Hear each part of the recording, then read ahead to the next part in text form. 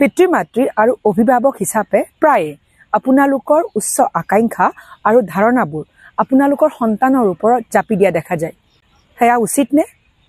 পিতৃ মাতৃৰ বাবে তেখেতসকলৰ আকাংক্ষা, তেখেতসকলৰ আক্ষেপবোৰ অজানিতে নিজৰ সন্তানৰ ওপৰত জাপি দিয়াটো আচৰিত ধৰণে এটা সাধাৰণ কথা। যেনে ধৰক পিতৃৰ এজন ক্ৰিকেটাৰ হোৱাৰ মন আছিল, ক্ৰিকেটাৰ হ'ব নোৱাৰিলে, সেইবাবে নিজৰ পুত্ৰক ক্ৰিকেটৰ প্ৰশিক্ষণৰ বাবে ঠেলি দিয়ে। আৰু মাতৃ এগৰাকীৰ অভিনয় জীৱন অসমাপ্ত হৈ ৰ'ল, সেইবাবে নিজৰ কন্যা সন্তানটিক মঞ্চৰ স্পটলাইটৰ সন্মুখীন হ'বলৈ উৎসাহ যোগান ধৰে। কিন্তু এনেকুৱা কৰা ভালনে? পিতৃ মাতৃ আৰু অভিভাৱক হিচাপে আপোনালোকে আচলতে কি কৰিব লাগে? নিজৰ সন্তানৰ ফালে চাওক, সন্তানৰ শক্তি আৰু দক্ষতা লক্ষ্য কৰক, সন্তানক অনুসৰণ কৰি আগবাঢ়ক।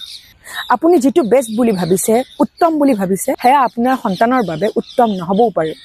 কাৰণ শেষত গৈ আপোনাৰ সন্তানটিয়ে সকলোবোৰ প্ৰত্যাখ্যান কৰি নিজৰ সামৰ্থ্য অনুসৰিহে উজলি উঠিব। কিন্তু প্ৰতিগৰাকী মানুহে স্বাধীনতা আৰু মুক্তি কামনা কৰে।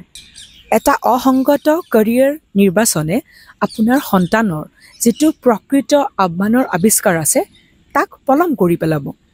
আমাৰ জীৱনত বহুতবাৰ এনেকুৱা হয়, শুদ্ধ উত্তৰটো গম পোৱাৰ পিছতো আমি বাহিৰলৈ ওলাই যাম, পৰীক্ষা নিৰীক্ষা কৰিম, ভুল সিদ্ধান্ত ল'ম, তাৰ পিছতে আমি আমাৰ পথ নিৰ্বাচন কৰিম। এজন ব্যক্তি বাহ্যিক মাপকাঠিৰে সফল হ'বও পাৰে, কিন্তু তথাপিও তেওঁ অন্তৰত অসংযুক্ত আৰু অসুখী অনুভৱ কৰিব পাৰে।